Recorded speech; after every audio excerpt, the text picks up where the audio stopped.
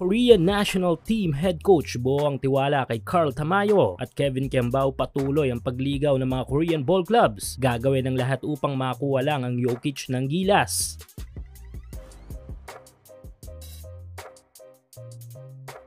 Maliban sa Japan, biligay patuloy na din ang maganda at paangat na mga performance ng ating ilang mga kababayan sa liga ng mga Koreano na KBL. Tila sa bagong season ng dalawang liga sa Asia ng mga ito ay nakapagprepara ng husto ang ating mga Filipino players upang makapagpakita ng magandang performance this season. Dito sa KBL ay talaga namang pasabog ang bawat individual performance ng ating mga manlalaro. Makikita naman yan sa kanilang mga highlights nitong mga nakaraang dalawang linggo. Pero ang mas tinututukan ngayon ng media sa Korea, partikular na sa KBL, ay walang iba kundi ang bagong pambansang siko ng gilas na si Carl Tamayo. Matapos magtapos ang karir ni Renza Bando na grabe ang natamong kasikatan sa liga ng mga Koreano, ay tila itong si Tamayo nga ang pumalit dito. Hindi man sa team ng kanyang literal ay sa pagiging sikat naman lalo na sa mga Korean basketball fans. Matapos ang exit ni Carl sa bilig ng Japan ay agad itong binigyan ng kontrata ng ilang mga ball club sa KBL. Doon pa lang ay ramdam na ang mainit na suporta ng mga Koreano dito kay Tamayo na ganito rin ang kanilang ibinigay kay Renza Bando noon. Ngunit ang suportang ito ay hindi sinayang ni Tamayo, lalo na sa mga fans ng team nito na LG Sakers, dahil mula sa mga preseason games ng Sakers at hanggang dito sa mga regular season games ay nananatiling mainit ang performance ni Tamayo. Sa katunayan, sa kabila ng magandang performance nito sa mga larong yan ay patuloy ang grind ni Kabayan off the court, kung saan ay napapabalita nga na after ng practice ng team ay naiiwan ito sa gym at iniensayo ang kanyang shooting ng mag-isa. Isang mentalidad na kapag ipinagpatuloy ay 100%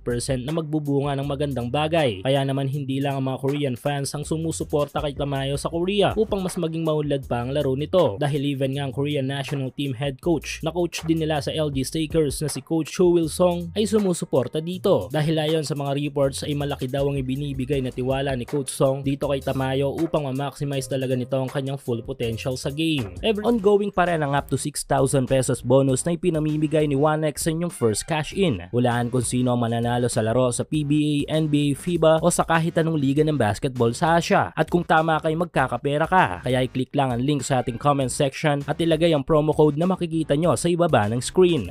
Every player, especially sa pro level, ay may taglay naman talagang husay sa game ang mga yan. Minsan sa mismong coaching staff o head coach na lang nakasalalay kung magagamit ang husay ng mga ito sa actual na game. Dahil kahit gaano ka pa kahusay sa laro, kung hindi ka bibigyan ng trust ng inyong head coach ay magiging useless ito. At take note, maraming mga pro player ang biktima niyan sa buong mundo. Kaya even si Tamayo ay ramdam ang pagiging maswerte nito dahil sa malaking tiwala ng kanyang coach na patuloy na ibinibigay sa kanya. Kaya naman sa kanilang last game kontra KCC Aegis ay nakapagtala si Carl ng mga impressive figures, scoring 16 points, 5 rebounds, 4 assists sa kanyang almost 24 minutes sa laro.